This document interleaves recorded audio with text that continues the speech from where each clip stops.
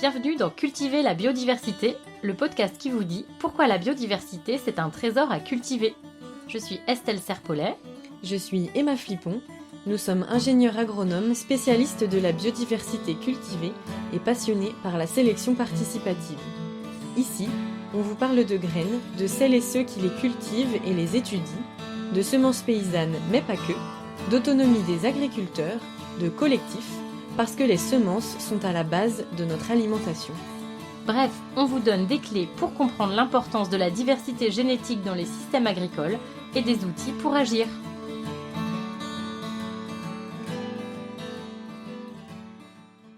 Cultiver la biodiversité, épisode 13, rencontre avec Jacques, Étienne et Anne-Marie de l'association Du Grain au Pain et pas que. Aujourd'hui, on est avec des membres de l'association Du Grain au Pain. Je vous emmène sur une île, on est à Belle-Île. Voilà, on est dans une maison sur l'île, il fait beau, on est en juin. Demain, on va aller voir les blés qui sont presque prêts à moissonner. Quel blé ? Eh bien, on va vous en parler tout à l'heure. Je vais laisser les personnes de l'association se présenter et ensuite nous parler de leur projet. Alors, on a 3 personnes avec nous. Je commence par ma gauche.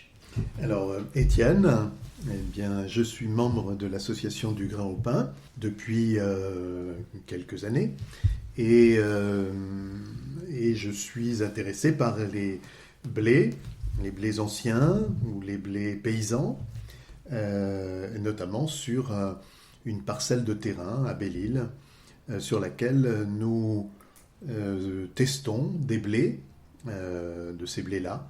Ne raconte pas tout de suite pour les auditeurs. Garde du suspense. Très bien. Tu veux bien ? Ah, je veux bien. Donc ils savent que tu as une parcelle, qu'on a entendu parler de blé ancien, tout ça. Voilà. Ça va ? Ça me suffit. Allez, on passe au prochain. Bonjour, moi c'est Jacques, donc je suis le président de cette association qui s'appelle Du Grain au Pain et pas que, et dans le et pas que il y a aussi beaucoup de choses. Voilà, donc je suis moi aussi intéressé par les blés et puis aussi par la meunerie, donc, mais je pense qu'on y reviendra, on en reparlera. Pas n'importe quel type de meunerie. Et pas n'importe quel type de meunerie, parce que sur l'île, il y avait des moulins à vent et je nourris une passion pour tout ce qui est aile et vent. Ok. Anne-Marie, je fais partie de l'association Du Grain au Pain aussi. Je suis plutôt au démarrage de ce qui peut constituer peut-être une filière. Quand je dis au démarrage, c'est-à-dire que je participe sur cette parcelle de blés anciens avec Étienne et les membres du groupe Semences, mais on s'en dira plus tout à l'heure. Eh bien, merci à tous les 3. On va commencer. Voilà, vous nous avez dit, vous avez parlé un petit peu chacun d'un morceau du projet de cette association Du Grain au Pain et pas que.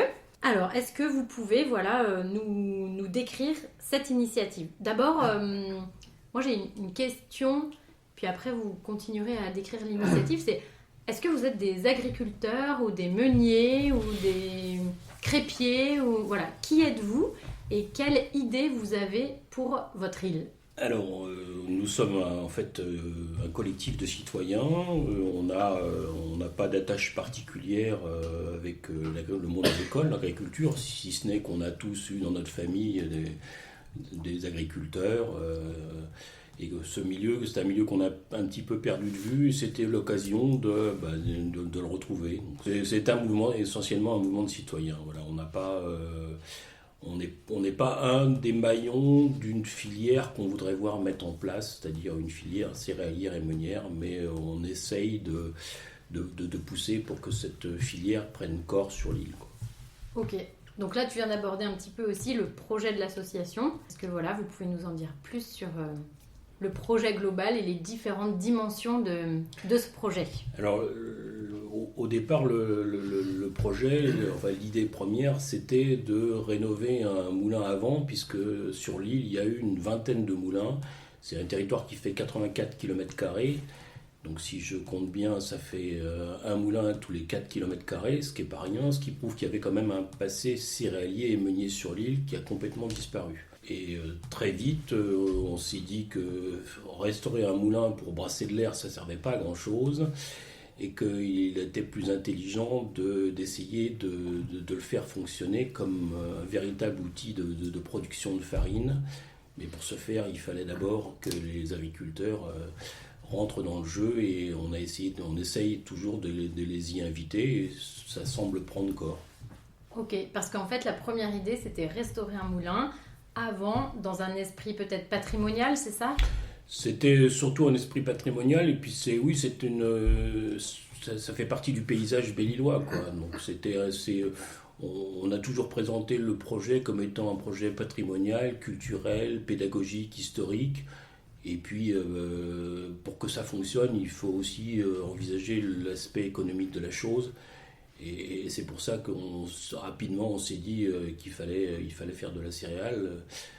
J'ai rencontré Étienne, qui avait lui un projet de céréales, puisque l'idée c'était de retrouver des variétés qui correspondaient le mieux aux conditions pédoclimatiques de l'île. Et on s'est dit que la céréale comme elle existait depuis longtemps, elle avait été sélectionnée sans doute par les agriculteurs, et on avait perdu trace de cette céréale. Alors j'avais eu vent qu'il y avait eu par le passé des collections, et donc je suis allé interroger l'INRA à Clermont pour savoir si on pouvait retrouver des collections de variétés belle-îloises, et puis en fait il n'y en avait pas. Et puis j'ai rencontré un jour Estelle Serpollet à l'INRA à côté de Rennes. À côté de Rennes. Je lui ai posé la même question, et elle m'a dit qu'elle allait regarder. Donc elle a regardé. Elle n'a rien trouvé. Voilà, donc du coup le projet d'Étienne avait tout son sens, puisque Étienne envisageait de trouver des variétés qui étaient le plus adaptées au terroir belle-îlois. C'est ce qu'on est en train de faire. Ok, vous êtes en train de me parler de trouver des variétés, de mettre des céréales sur l'île, mais il n'y a pas de céréales à Belle-Île ? Il y a des céréales, c'est-à-dire qu'il y a aujourd'hui des agriculteurs qui cultivent du blé, par exemple, de l'orge, du maïs, etc., mais exclusivement pour la nourriture animale. C'est-à-dire que ces agriculteurs sont avant tout des éleveurs. Ils ne cultivent pas pour l'alimentation humaine. Depuis 1953, il n'y a plus de minoterie en fonction. Et par conséquent, on ne pouvait plus moudre jusqu'à il y a 2 ans sur l'île. Et donc toute la farine alimentaire venait et vient d'ailleurs. On dit vient du continent. Sachant que le continent, c'est parfois un autre continent. Quand du blé vient du Canada ou du sarrasin qui vient d'Ukraine ou parfois de Chine. Ouais. Ça veut dire que en fait, votre projet, il a une forte dimension locale, en fait, de relocalisation. Comment vous... Oui, je pense que ce projet-là, en fait, il s'inscrit dans l'air du temps aussi, c'est-à-dire au moment où on a vu arriver les projets alimentaires territoriaux, la préoccupation de l'autonomie, et sur une île, c'est d'autant plus fort. Donc, en effet, ça s'inscrit dans une démarche locale. Et qui dit démarche locale, ça suppose, l'adhésion en effet des citoyens habitant sur l'île, des citoyens qui viennent régulièrement sur l'île, et nous sommes un certain nombre arrivant d'autres contrées de France ou d'ailleurs, mais avec cet intérêt pour que cette île, elle soit sur une dynamique, oui, à la fois d'autonomie, mais aussi d'ouverture à ce qui peut correspondre aux attentes locales. Et je crois qu'on est dans cette phase-là. Et du coup, dans la notion de localité, on a déjà parlé de moulin à vent, de semences un peu. Il y a aussi cette notion un petit peu écologique aussi pour vous, de low-tech, d'autonomie. Dans plusieurs choses que vous avez décrites, des morceaux de votre projet, de la filière, j'entends un peu une réflexion assez globale. Est-ce que c'est bien quelque chose qui fait partie de votre projet? Alors ça fait effectivement tout à fait partie du projet. Il y avait deux aspects. Il y a des gens qui veulent aller vers une culture propre tout de suite. Et puis il y a un deuxième volet qui est essayer d'accompagner les agriculteurs vers quelque chose de plus propre. C'est-à-dire qu'on ne voulait pas leur imposer tout de suite ce qui n'était pas réalisable. C'est-à-dire qu'il y a eu la rédaction d'une charte. Cette charte interdisait tout intrant chimique. Et quand on leur a proposé cette charte, je me suis dit, on va leur faire peur, ils vont partir en courant. Eh ben non, ils s'y sont essayés et ça a été la grande surprise de tout le monde parce que quelque part, ils étaient curieux de savoir ce qu'on pouvait faire sans filet. Le sous-entendu, le filet qu'ils ont aujourd'hui, qui est l'intrant chimique. Et là, tout d'un coup, ils s'y sont essayés. Et on a trouvé que c'était un volet intéressant du projet. Alors bien évidemment, on travaille aussi avec des agriculteurs qui sont labellisés bio, mais les autres nous intéressaient aussi de travailler avec eux, parce que pour que cette filière prenne corps, il fallait qu'il y ait un effet de masse et il fallait s'adresser aux agriculteurs.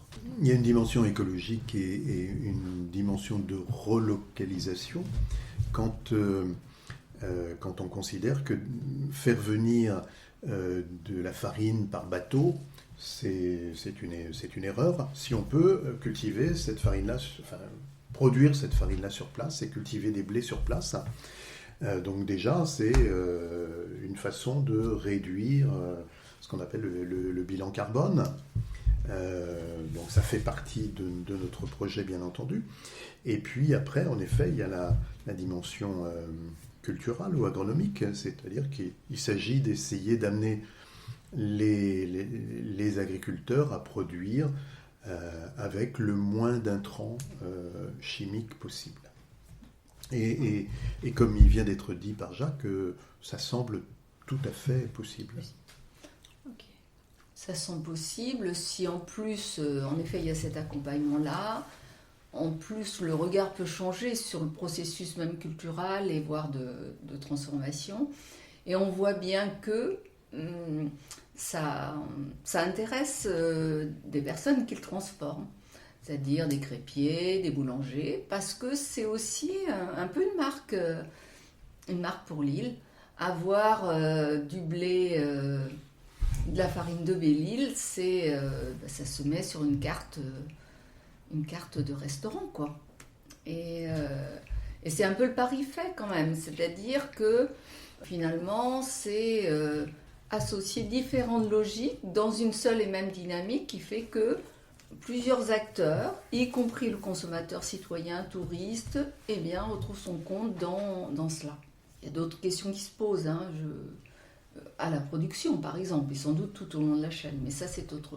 Enfin voilà, on va pouvoir l'aborder. Oui, et c'est intéressant justement, parce que je me disais, on parle de cette filière, est-ce qu'on peut juste dire où ça en est aujourd'hui, peut-être, voilà, juste quand est-ce que ça a commencé, et aujourd'hui, là, en juin 2023, vous avez parlé de différents corps de métier, des agriculteurs, des transformateurs, j'ai entendu un meunier. Alors moi j'entends ça comme transformation, mais c'est vrai qu'il y a plusieurs étapes dans la transformation.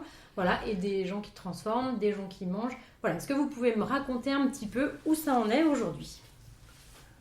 Alors, le premier problème auquel on a été confronté, c'était de trouver de la semence.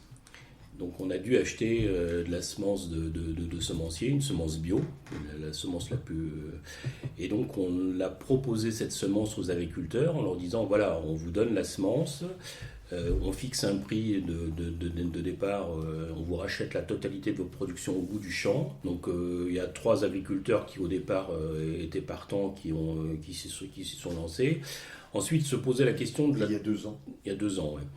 Ensuite se posait la question de la transformation de cette céréale en farine, et donc il y avait parmi les agriculteurs, partie prenante il y a 2 ans, un agriculteur qui s'était acheté un moulin sur meule de pierre type Astrier, et on s'est dit c'est avec lui qu'il faut qu'on travaille, et c'est lui qui pourra moudre pour nous. Donc, Alors juste, les moulins à meule de pierre type Astrier, on a dû vous en parler dans notre podcast sur les filières céréales. C'est un moulin qui a une mouture particulière qu'on dit meilleure d'un point de vue nutritif. Oui, et il semblerait que ça soit d'un point de vue nutritif meilleur parce que la meule déroule le grain, en fait, Plutôt que de l'écraser plutôt que de complètement. l'écraser comme les meules sur cylindre qu'on trouve dans les grandes minoteries. Donc on a découvert sur les meules de pierre, en fait, cet intérêt qui était la qualité gustative de la farine qu'elle produit. Après, on est allé aussi voir les transformateurs pour savoir si ils étaient intéressés. Alors là, il n'y a aucun souci. Comme disait Anne-Marie, Belle-Île, c'est presque un label. Donc on est sur un petit territoire et tous souhaitaient pouvoir mettre sur leur carte, essentiellement les crépiers, farine produite sur l'île, à partir de céréales produites sur l'île. Aujourd'hui, on a un agriculteur un boulanger qui nous achète de la farine. On a 3 crêperies qui nous achètent de la farine. Encore une fois, notre production reste anecdotique parce qu'on n'a pas suffisamment de volume, on n'a pas suffisamment d'agriculteurs, mais la demande est là, la demande existe. Et puis après, pour se faire connaître, sur les marchés, on vend de la farine aux particuliers. C'est ce que j'allais poser comme question. Est-ce que si je viens passer mes vacances à Belle-Île, je peux trouver de la farine de Belle-Île? Donc oui, sur les marchés, c'est ça, Jacques? Sur les marchés, oui, le marché de Bangor le dimanche et le marché de Locmaria le mercredi. Bon, alors il y a d'autres marchés, le marché de Palais qu'on n'a pas encore osé aborder, mais sans doute parce qu'on n'a pas de quantité encore suffisante pour pouvoir assurer tout ça. Ok, donc aujourd'hui, la filière, c'est un groupe de citoyens qui l'anime, c'est ça? Avec 2-3 agriculteurs, 3-4 selon les années. Quelques hectares, 1, 2, 3 selon les années. Alors la première année c'était 3 hectares, la deuxième année c'était 5 hectares, cette année ça devait être 8 hectares mais ça a été un peu catastrophique parce que comme il a beaucoup plu à la période de semis, on s'est trouvé le programme s'est trouvé amputé de 5 hectares. Là, on va avoir quelques difficultés pour produire de la farine cette année, quoi. Donc c'est un peu un coup dur, mais ça nous apprend aussi que l'agriculture c'est quand même pas quelque chose d'aussi simple et aussi facile. Il y a des contraintes climatiques, mais c'est bien en tant que citoyen de retoucher du doigt que c'est pas facile l'agriculture. Il y a des conditions climatiques. Alors il y a d'autres problèmes sur l'île. Il y a une petite faune prédatrice qui nous fait beaucoup de misère. Oui, elle a des ailes particulièrement, non? Voilà. Oui. C'est les faisans. Et les pigeons. Ah, les pigeons aussi. Ah, les pigeons. En ce moment, madame. Ah ouais, c'est la cata. On va en causer.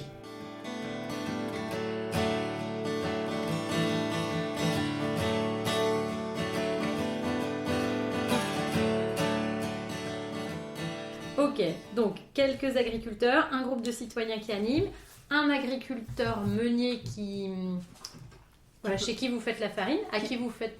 Oui, qui peut produire aussi. Qui peut produire et le grain et la farine. Et puis ensuite, est-ce qu'on peut dire une petite dizaine de transformateurs ou pas encore? Mais quelques transformateurs. Oui, en tout cas dans la demande, ils sont là presque. Y compris l'hôpital. Ah ouais, l'hôpital aussi, ça c'est super intéressant. Ouais. Parce que s'ils se posent la question... Qu'est-ce qui les intéresse finalement à l'hôpital Je crois que ça fait partie de leur cahier des charges. Ils ont une obligation d'utiliser des produits locaux. C'est là où on rejoint en fait des orientations politiques qui sont mises en évidence depuis les années 2014 autour du plan alimentaire territorial, de l'autonomie, et donc un des leviers de l'orientation politique, c'est de s'appuyer sur des collectivités territoriales, des cantines, etc. Et de répondre à un certain nombre d'exigences sociétales comme la qualité alimentaire, l'accès de chacun à une alimentation de qualité. Et la relocalisation des biens alimentaires. Voilà. Oui, ça a été une des pour premières. Une logique globale en fait. C'est un peu ça. Absolument. Oui, tout à fait. Alors on travaille aussi avec les Restos du Cœur. C'est-à-dire qu'on fournit de la farine aux Restos du Cœur parce que c'est vrai aussi que Cette farine, on la voudrait la plus accessible possible pour tout le monde. Et donc les exigences de qualité font souvent que on a des produits qui paraissent plus chers. Et donc cette idée de travailler avec les Restos du Cœur, je pense que c'est une bonne idée parce que c'est une façon d'essayer d'appréhender combien il est difficile de faire une nourriture de qualité et que tout le monde puisse en bénéficier. Ok, et il y a une antenne des Restos du Cœur à Belle-Île. Oui, tout à fait. Ok, Ouais. je ne pensais pas.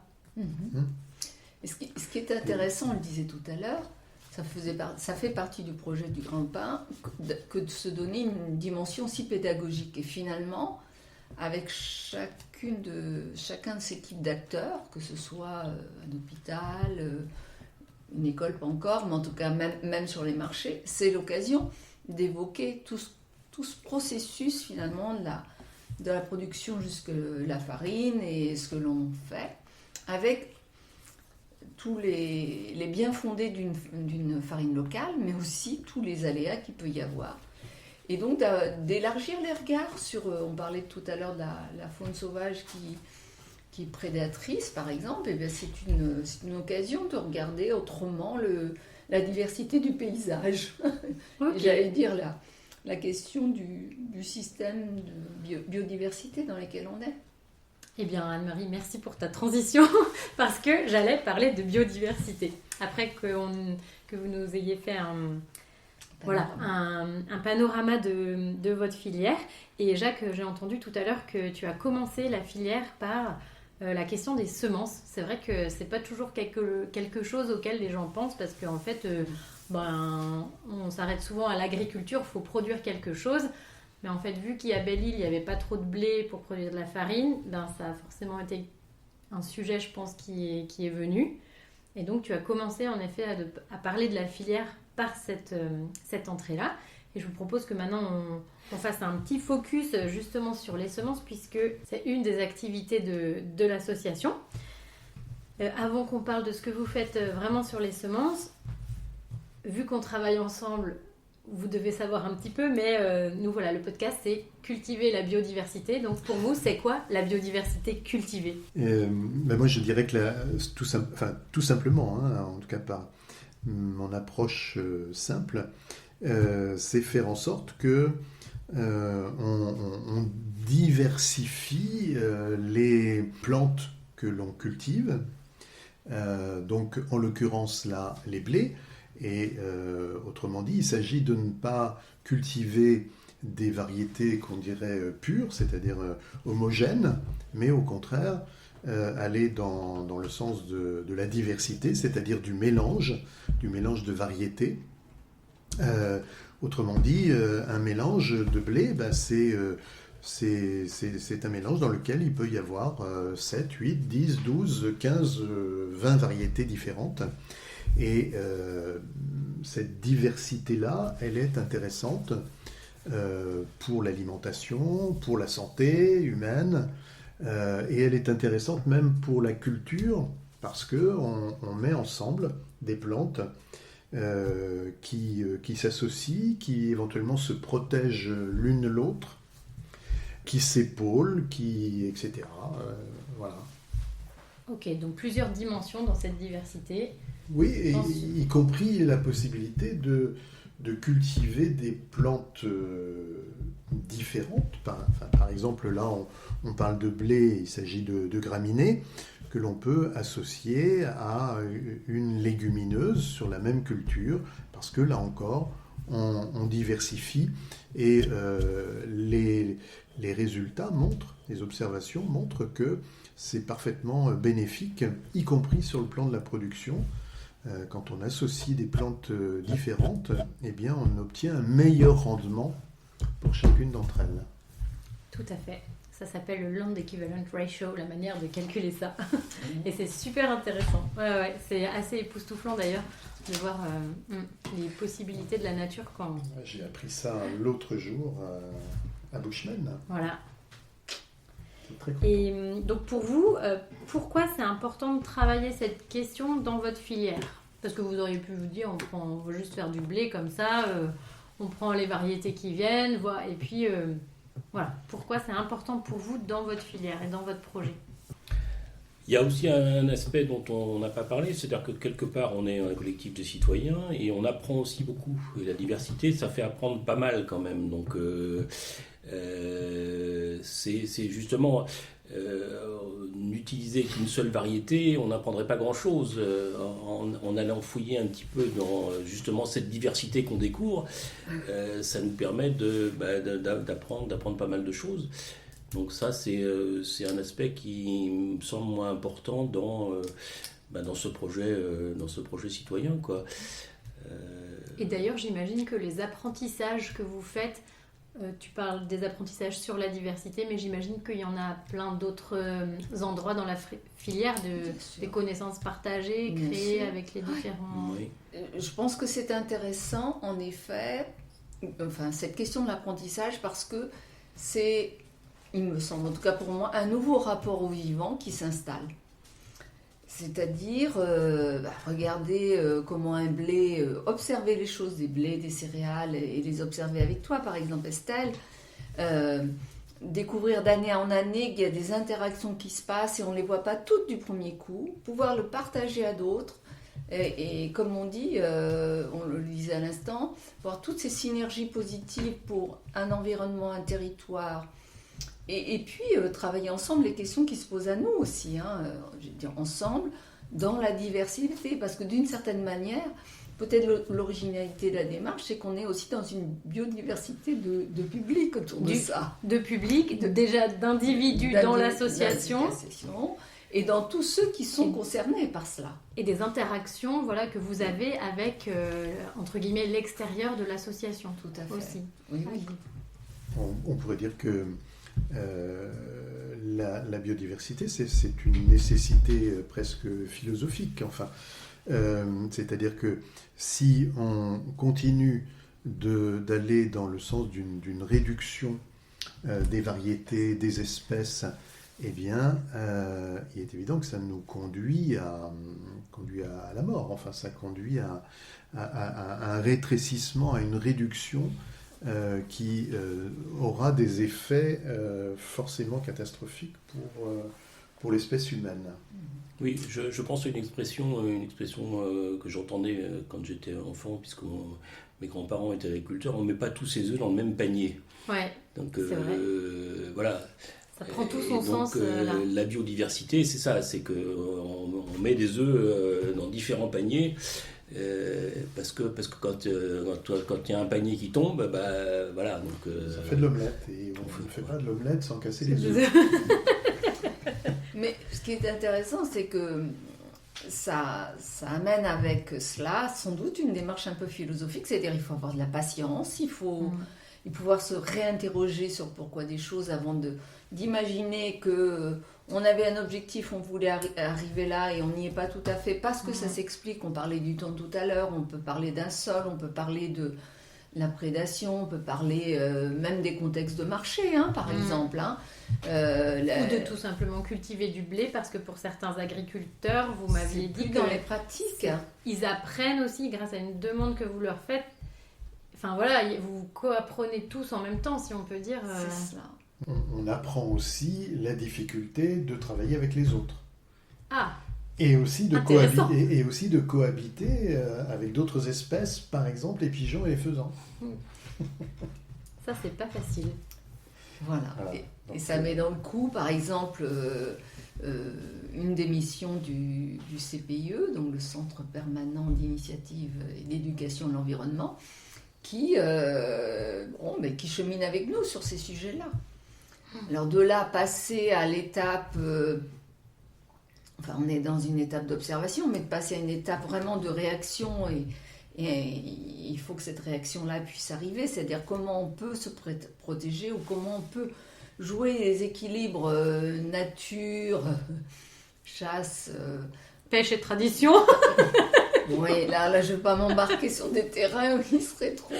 Mais nature, chasse et agriculture, c'est-à-dire tous cohabiter avec chacun des besoins différents. Et alimentation, voilà. Alimentation, parce que ce n'est pas qu'une question de catégories juxtaposées. Justement là, on est bien obligé Et c'est ça qui est plus difficile, mais de poser ça ensemble.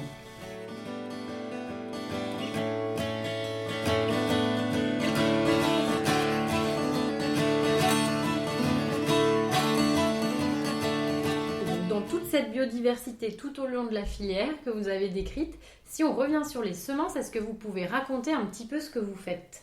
Vous avez dit que, je crois que c'est Étienne qui aime bien les blés anciens, alors, et pourquoi des blés anciens à Belle-Île ? Pourquoi on ne fait pas venir une ou deux fois des blés, des variétés commerciales et on essaye avec ça et puis ça va bien aller ? Alors, quelle est votre démarche autour des semences ? L'idée de départ, c'est de penser que ces blés anciens ont un grand intérêt, c'est-à-dire qu'ils sont beaucoup plus riches sur le plan génétique, parce qu'ils viennent de très loin, et que, à l'inverse, les blés modernes sont d'une très grande pauvreté, parce qu'ils sont issus de 2 ou 3 souches, pour ce que j'ai pu apprendre. Et l'idée, c'était quand même quelque part, dans un coin de notre tête, d'essayer de retrouver ces blés qui... alors, c'est pas pour la nostalgie, mais ces blés qui avaient pu être cultivés ici, à Belle-Île, même si, très objectivement, on n'en a pas retrouvé, mais de voir dans quelle mesure on pouvait réadapter des blés anciens, des blés ou des blés paysans, à ce territoire, étant donné les conditions climatiques, étant donné l'air marin, étant donné la qualité de la terre, voire on pourrait dire la pauvreté de la terre ici à Belle-Île, de voir que avec ces blés-là, d'une certaine façon, on peut obtenir du blé sans y mettre d'engrais, par exemple, parce qu'ils sont capables de ça. Ils sont capables eux-mêmes d'aller chercher la nourriture dont ils ont besoin, à l'inverse des blés modernes qui ont besoin que, en quelque sorte, à la seringue, on leur apporte la drogue dont ils ont besoin. Et alors, concrètement, qu'est-ce que vous faites sur les semences ? Pour le moment, la filière, en tout cas pour produire, ce qui est disponible, c'est les semences commerciales. Pour commencer, il faut bien commencer avec quelque chose. Ouais. Mais vous avez justement toute cette démarche de chercher autre chose qui soit adaptée, peut-être justement dans une dimension plus globale. Et puis, je sais pas, mais comme on en a parlé dans d'autres épisodes, des réglementations semencières, qu'on doit acheter la semence, et que vous avez parlé de notion d'autonomie, là, comme vous êtes sur une île, se pose la question peut-être aussi de l'autonomie des semences. Évidemment. Et que si on veut pas faire venir de la farine, il faut peut-être pas non plus faire venir des semences. Et voilà. Donc, qu'est-ce que vous faites concrètement ? Alors, on en avait parlé, Estelle, pour lancer cette filière. L'important pour nous, c'était effectivement, on a un souci de qualité des blés, mais on avait le souci, c'était de trouver des blés en quantité suffisante pour pouvoir les proposer aux agriculteurs. On a appris qu'il nous fallait à peu près entre 180 et 200 kilos de blé pour emblaver. On a même appris ce que c'était qu'emblaver. Donc, pour ceux qui nous écoutent, emblaver, c'est semer du blé. Donc, on a appris justement qu'il nous fallait entre 180 et 200 kilos de semences pour faire 1 hectare. Et donc, c'est pas évident aujourd'hui de trouver parmi les semences paysannes qui sont proposées de telles quantités. Aujourd'hui, j'ai bien pu comprendre que... Donc, on a, dans un premier temps, fait l'acquisition de semences commerciales, et on les a proposées aux agriculteurs en espérant, grâce au travail que mène Étienne, qu'un jour on puisse proposer des quantités suffisantes aux agriculteurs de blé qui sont des blés, des variétés anciennes qui pour nous sont des variétés qui s'adaptent mieux au territoire, quoi, et qui ont d'autres qualités gustatives ou sanitaires que les blés qui sont proposés dans le commerce, chez les semenciers. Alors, qu'est-ce qu'on fait ? C'est surtout Étienne et Marie qui travaillent sur justement cette sélection grâce à ton concours. Et puis après, il faudra, une fois qu'on aura trouvé les variétés, il faudra les multiplier. Alors on commence aussi à avoir un paysagiste qui fait de l'agroforesterie, qui a des bandes de terrain sur lesquelles il commence à multiplier avec nous. on a pu récupérer une variété qui est un mélange de redon. Et donc on commence à multiplier cette variété parce que d'abord elle a des qualités, puis redon c'est pas loin. Alors tu sais, on va dire cette population, parce que je crois savoir celle dont tu parles, et c'est un gros mélange de plein de choses, mais souvent c'est vrai que variété, ça veut dire quelque chose de stable et homogène. Enfin, c'est pas du tout logique par rapport à la grammaire, enfin pas à la grammaire, mais à l'orthographe et à la sémiologie, je sais pas comment. Enfin, voilà.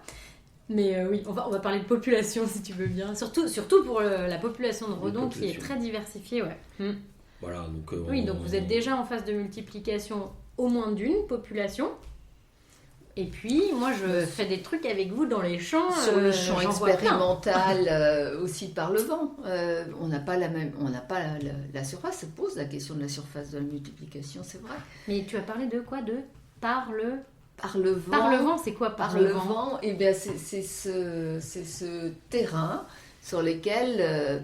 à la fois, on a installé des collections, ce qu'on appelle la collection. Alors, c'est chic. Ce printemps, il y en a une vingtaine de différentes variétés, là, précises, qui contestent parce qu'elles sont choisies. Et là, grâce, à nos expériences d'échange dans le cadre des moissons participatives, du réseau Semences Paysannes, de réseaux comme ça.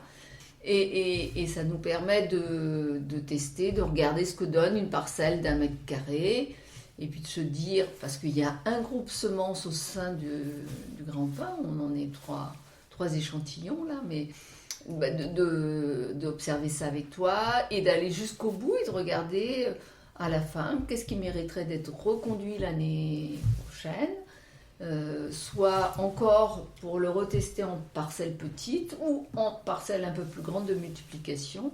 Donc on est avec des 10 mètres carrés, des 100 mètres carrés, voilà, par étape. Mais se pose la question de la surface pour cela. En tout cas, vous avez une parcelle expérimentale sur laquelle vous observez plein de Absolument. choses pour faire votre propre sélection. Oui. Et alors, comment vous faites votre sélection, justement, quand tu dis on regarde ce qui marche bien, ce qui ne marche pas bien? Racontez aux auditeurs comment vous faites. Parce que peut-être qu'ils voudraient le faire dans leur jardin ou dans leur champ un jour. C'est une bonne idée parce qu'on est émerveillés à chaque fois. Je prends la parole parce que je dis combien, parfois dans la sélection, il y a des coups de cœur aussi. C'est-à-dire que quand on voit un beau blé, un amidonnier par exemple, qui est magnifique dans son panache, ou bien aussi qu'on voit des blés avec des pailles très hautes, et on se dit, dans un pays d'éleveurs, ça doit être intéressant quand même. Et c'est bien qu'on le montre et qu'on le partage. Oui, on a un certain nombre de critères qui ne sont pas toujours parfaitement établis ou avec rigueur, mais il y a un critère de production, bien évidemment, dans la mesure où on a 3 années, là, on commence à avoir 3 années de recul, sélectionner des blés ou des variétés dans le but de les multiplier seuls ou bien en mélange ou en population, c'est en effet un blé qui produit. Un blé qui pousse bien ici à Belle-Île. Et ça veut dire quoi qui pousse bien? Est-ce qu'il est malade? Alors voilà, et il y a aussi la question sanitaire, c'est-à-dire qu'on observe aussi cette question-là. Si on a des blés qui nous semblent malades, on a plutôt tendance à les éliminer, c'est-à-dire à ne pas les ressemer l'année suivante. Donc voilà, qui se comportent bien, c'est-à-dire qui ont l'air, qui semblent robustes, qui couvrent bien le sol, qui résistent au vent. Par exemple, qui résistent au vent, voilà, qui paraissent en bonne santé et qui nous laissent espérer une production intéressante. Évidemment qu'il faut que ça se vérifie sur un certain nombre d'années. On en est à 3 ans. 3 ans, ok. Et en 3 ans, vous avez parlé aussi de multiplication. Donc vous avez des petites parcelles de 1 mètre carré sur lesquelles vous regardez des populations simples. Des plus grandes parcelles, vous multipliez des populations, peut-être des simples que vous avez trouvées très belles. Et il me semble que vous faites aussi un petit peu des tambouilles, non? Oui, je rebondis parce que tu as utilisé l'adjectif belle.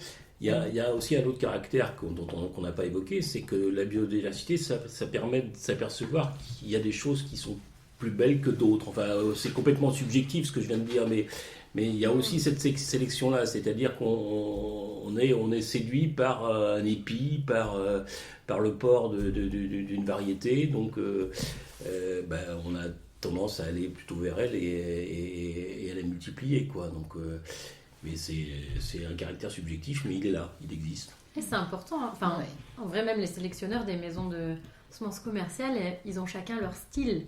C'est quelque chose qui s'explique pas, enfin, qui s'explique, mais justement par la... Juste physiquement ou par le goût de chacun, quoi. Mais on s'y trompe pas quand même, parce que, enfin je dis ça, on s'y trompe pas, c'est pas comme si on se fourvoyait en disant que ce qui est beau ne serait pas bon. L'idée de l'usage de cette population qui soit un mélange ou quelque chose de plus simple, dans sa fonction alimentaire, on a vraiment la volonté d'aller jusqu'au bout, c'est-à-dire de pouvoir un jour tester ces petites quantités-là, même en multiplication, en faire du pain et se mettre à apprécier, selon un certain nombre de critères aussi, ce que ça peut donner. Parce que c'est une façon d'aller dans cette logique d'aller vérifier les paris qu'on fait, c'est-à-dire, certes, c'est couvrant, c'est intéressant en paille, c'est un mélange où les plantes s'entraident entre elles, entre celles qui ont des barbes et celles qui n'en ont pas, parce que du coup ça repousse les prédateurs. Bon, et je ne vais pas jusqu'au bout, mais du côté de la santé de ces plantes-là, jusqu'à la question du goût et de ce qu'elles donnent, voilà, dans la farine, dans les pains, dans les crêpes. Concrètement, avec les blés d'hiver donc, qui ont été semés en novembre, les 2 et 3 novembre 2022, nous avons 24 variétés qu'on dit en collection, c'est-à-dire qu'on observe, qu'on teste, voire qu'on adapte. C'est-à-dire qu'on peut considérer que pour la 3e année consécutive, eh bien, voilà, ces blés-là commencent peut-être à s'adapter au territoire de Belle-Île. Et puis, pour la première fois, on a entamé une phase de multiplication avec 12 variétés que l'on multiplie... 12 populations. 12 populations que l'on multiplie sur une surface de 10 mètres carrés. Les autres, c'est 1 mètre carré seulement. Là, on est passé à 10 mètres carrés en espérant qu'avec la récolte que l'on aura, pour un certain nombre de variétés, on pourra l'année prochaine, c'est-à-dire cet automne, les semer sur 50-60 mètres carrés. Et puis, pour terminer, on a une population qui est un mélange de 6 variétés qu'on a assemblées à poids égal, en quelque sorte, à proportion égale. Et donc là, on a 50 mètres carrés de ce mélange de 6 variétés. Et c'est des variétés, entre guillemets, anciennes, que vous aviez en collection les 2 dernières années, que vous avez trouvées les plus belles, ou en tout cas avec des caractéristiques qui vous intéressaient, et que vous avez choisi de mélanger pour voir ce qu'elles donnaient ensemble, c'est ça ? Exactement. Waouh. C'est exactement ça. Donc vous êtes des sélectionneurs. Mais non, rigolez pas. Sans le savoir. Sans le savoir. En fait, on se fait parfois plein d'idées super compliquées sur ce que c'est que la sélection. Comme M. Jourdain qui faisait de la prose sans le savoir. Ouais, nous sommes des ça. sélectionneurs sans Mais le en savoir. fait, vous passez beaucoup de temps à observer. Oui. On a une guidance aussi, ça c'est essentiel quand même. C'est pas faux. Et je suis très contente puisqu'on fait ce travail ensemble et oui, ça fait 3 ans du coup que je vous accompagne sur ce travail d'observation et que je suis déjà super fière de ce que vous avez fait. Créer votre propre variété avec vos critères selon tout ce que vous avez observé pendant déjà 2 ans. Oui, population, merci Étienne. Le savoir et les connaissances se transmettent, c'est bien. C'est un petit test. Voilà. Et donc, c'est vrai que c'est un travail collectif. C'est un travail collectif, c'est un travail qui demande du temps, c'est un travail qui doit être partagé, absolument.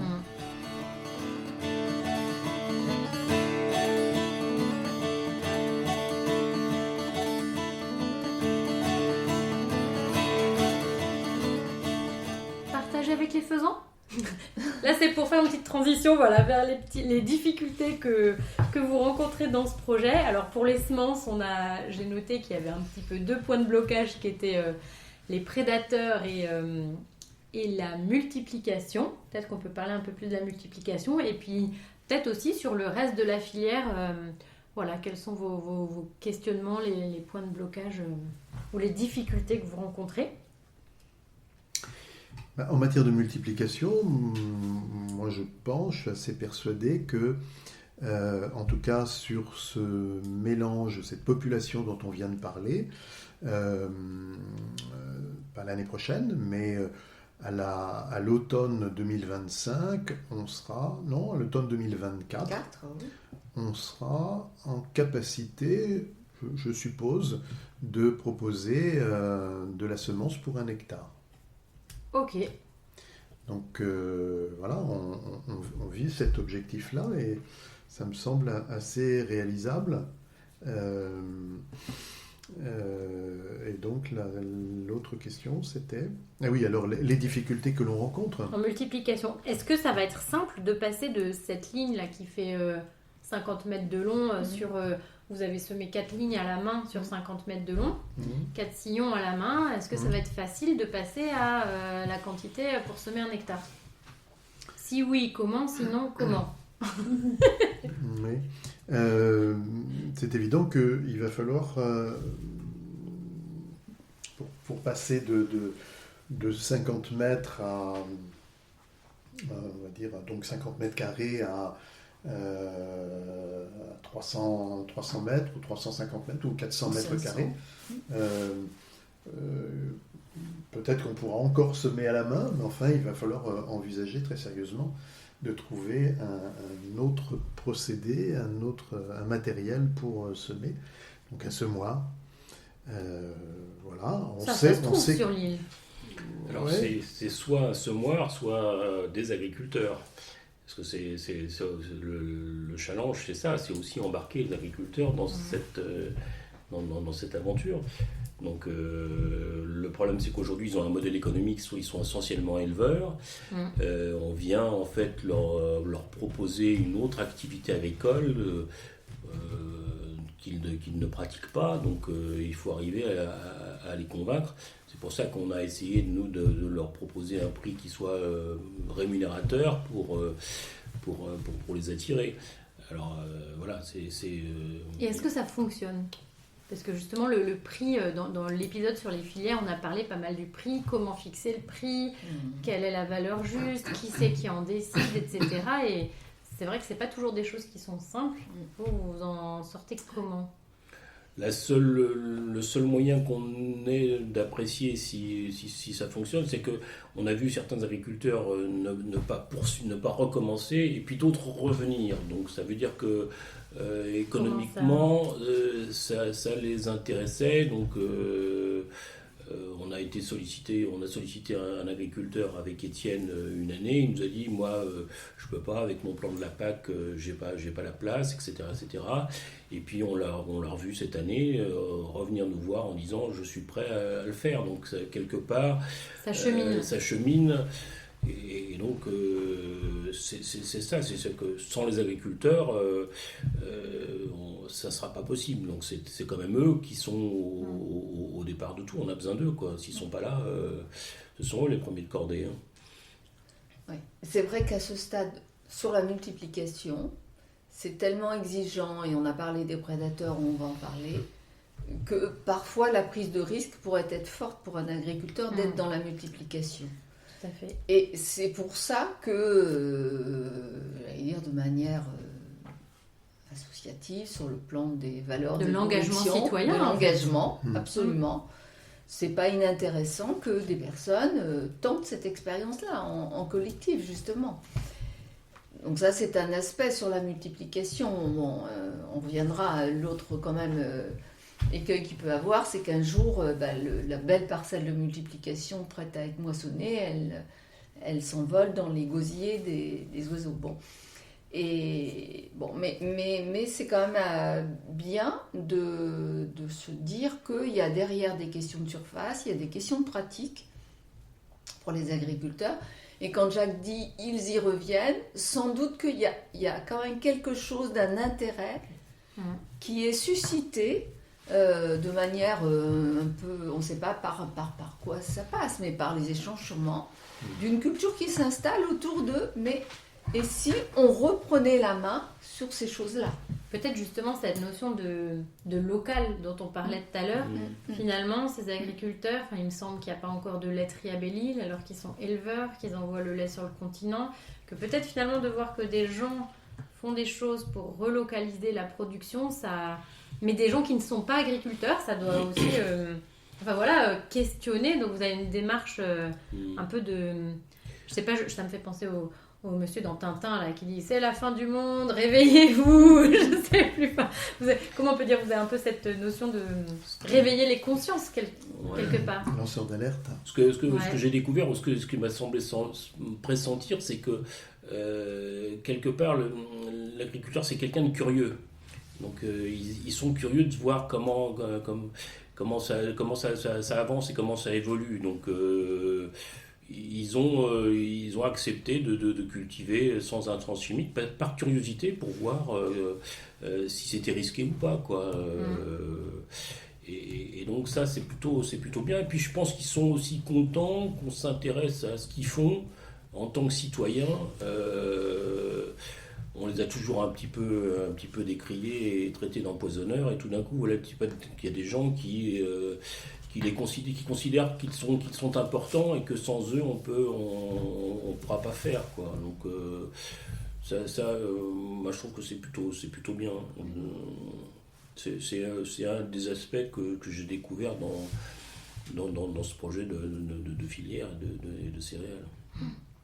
Puis ils sont eux-mêmes très très diversifiés finalement dans leurs origines, aujourd'hui en tout cas, leurs pratiques, tout ça. Il y a des jeunes qui arrivent et qui ne sont pas du tout sur les mêmes modèles économiques que ceux qui sont installés depuis assez longtemps, pour lesquels les enfants reprennent. En tout cas, on voit bien que le territoire belle-îlois n'échappe pas au mouvement de la société autour de ces questions. Pour continuer d'évoquer quand même les difficultés, on l'a dit, il y a la question de la terre, quoi. C'est-à-dire que là, sur notre... Quand tu dis la question de la terre, c'est la question du foncier. L'accès à la surface. Non, enfin... Pas que. Non, c'est pas il ne s'agit pas d'acquérir de la terre, il s'agit de pouvoir disposer de terre pour pouvoir... passer à une phase supplémentaire, dans la mesure où sur notre parcelle qui est relativement petite, elle fait 7000 m², bien en 3 ans on a couvert toute la surface, et que pour continuer de multiplier, il faut qu'on dispose d'une surface plus grande et différente, puisque on doit tenir compte des exigences de la rotation et qu'on ne peut pas semer du blé au même endroit 2 années consécutives, mais même en agriculture biologique, il faut au moins attendre 4 ans, voire 5 ans, avant de ressemer du blé. Donc voilà, se pose cette question-là, et puis on peut l'aborder aussi, la question des prédateurs, qui n'est pas une question mince ici à Belle-Île, puisque les agriculteurs eux-mêmes en pâtissent terriblement. Certains disent qu'ils perdent environ 30% de leur récolte à cause des prédateurs. Alors ça peut être les lapins, les lièvres, mais ça peut être aussi les pigeons, les faisans, les corbeaux, etc., voire les canards. Ok. Ah oui, donc il y a une grande diversité de prédateurs aussi. Là, on a tout ce qu'il faut.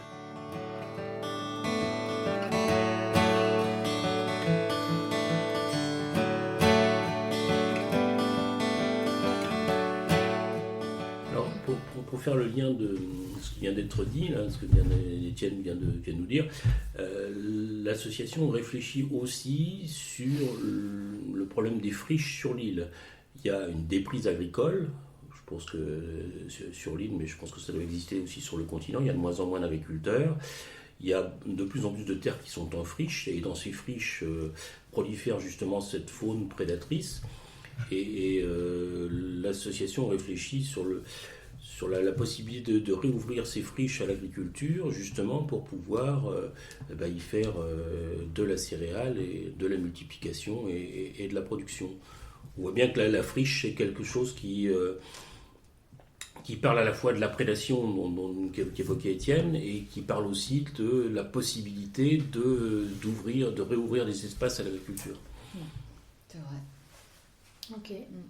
Mais ça m'invite à dire aussi que cela, c'est un projet associatif, mais si c'est un projet de territoire, c'est vraiment tous les acteurs et les décideurs du territoire qui doivent s'emparer de ce sujet-là. C'est presque un appel, mais quand on parle des modèles économiques, on sait bien qu'il y a des seuils et des étapes dans lesquelles le temps d'expérimenter, il faut du soutien. S'il y a eu un soutien de la PAC, entre guillemets, si c'est pour reproduire le modèle, ça c'est un sujet, mais on peut dire aussi que dans une phase de transition, si ce n'est de rupture quelquefois, il est important que sans doute les orientations de politique locale et de politique nationale au soutien du local puissent vraiment soutenir des initiatives comme celle-là. Oui, Anne-Marie a tout à fait raison, c'est un projet de territoire. On s'est aperçu que c'était un projet de territoire et que il faut qu'on soit aussi accompagné par les autorités locales pour se faire. Alors, elles commencent à nous regarder un petit peu avec un centre d'intérêt. Quelque part, ça a été... on est devenu un questionnement, quoi. Qui sont ces gens et ils commencent à nous regarder un peu de manière différente, et on devient un petit peu plus crédible. Donc il est fort possible que dans les années qui viennent, on soit un peu plus accompagné et soutenu par les collectivités locales de ce territoire. Mais c'est vrai que Anne-Marie a raison, c'est-à-dire qu'un projet comme ça, il faut qu'il soit soutenu par les élus locaux, quoi. Mais c'est vous qui l'avez initié parce que les élus locaux n'en ont pas eu l'idée. Ou pas la volonté. Enfin, en tout cas, il n'y avait pas... Oui, ils avaient sans doute d'autres préoccupations. Mais il y a un plan alimentaire territorial à Belle-Île. Il y a un plan alimentaire territorial à Belle-Île, quand même, oui. Bon. Et on est complètement dans les mêmes orientations que la loi Egalim, que la... Donc finalement, vous mettez en musique, enfin, vous créez quelque chose concrètement de ce qui est... proposé d'un point de vue national et puis théorique, ou des grandes orientations politiques, vous le faites, et ça commence à germer. À germer. Mais il faut que ça puisse être reconnu, parce que sinon, j'allais dire, on pourrait peut-être les faire valoir ou donner raison à ce que localement, il y ait des financements autour d'un plan alimentaire territorial, sans que vraiment les efforts faits soient accompagnés comme il se doit. C'est sûr. Peut-être qu'on avait à faire nos preuves, je ne sais pas. Alors il y a peut-être une raison à ce que tu viens de dire, à savoir qu'on essaye de mettre en application, en fait, à l'échelon local ce qui est promu à l'échelon national, quoi. Et ça tient à la spécificité d'une île. Parce qu'on est sur une île, et on se dit que c'est peut-être plus facile d'appréhender ce petit territoire et d'y faire quelque chose qu'à un échelon beaucoup plus grand. Voilà. Ouais. Donc c'est quelque part... Entre guillemets, l'île, on sait où elle s'arrête. Voilà, l'île, on sait où elle s'arrête. Donc on est tous... quelque part, c'est aussi ce qui nous séduit dans une île, c'est-à-dire que c'est un coin qu'on peut appréhender et qu'on devrait pouvoir y faire quelque chose. C'est un centre d'expérimentation où tu vois les expériences. Je crois que c'est un moteur, ça. C'est pour ça qu'on s'est jeté à l'eau. C'est pour ça qu'on s'est jeté à l'eau. Magnifique. Quelle chute. Ok, et c'est super en fait tout ce que vous faites sur ce projet de filière, et voilà, je ne suis pas peu fière de mettre juste ma petite... D'une graine à l'autre. Ouais, d'une graine aux autres, de mettre ma petite pierre à l'édifice, parce que c'est vraiment un beau projet. Et avant juste de terminer, j'aurais une dernière question, alors peut-être pour chacun de vous, rapide. C'est une question rituelle que nous posons toujours dans ce podcast. Avez-vous une variété population préférée? Laquelle? Oui, moi j'en ai une, ça s'appelle Conini, c'est une variété dont les grains sont roux, ils sont très très beaux, c'est un peu particulier, j'avais jamais vu de céréales avec des grains roux, et là, ceux-là ils sont d'un beau roux, c'est une belle rousse aux yeux bleus. Waouh! Aux yeux verts, pardon, Ok. aux yeux verts. Tu n'es pas le seul à l'apprécier, les pigeons aussi. Les pigeons aussi l'apprécient. J'avais fait 5 mètres carrés dans mon potager et ils ont tout moissonné. Ah ouais, il y a de la concurrence. Avant l'heure. Eh ben, moi, j'ai un faible pour le rouge de Bordeaux, mais parce que vraiment, je l'ai trouvé très très beau cette année. Malheureusement aussi, dans la mesure où c'est un blé non barbu, eh ben, les prédateurs, les pigeons en particulier, s'y intéressent de très près, ce qui fait que ça nous aide à comprendre que, d'une part, les mélanges, les blés populations sont tout à fait importants, et que ensuite, on doit tenir compte de cette donnée-là. C'est que les blés non barbus sont beaucoup plus fragiles dans les conditions qui sont les nôtres. Mais j'ai vraiment le sentiment que le rouge de Bordeaux s'adapte très très bien à Belle-Île. Ok.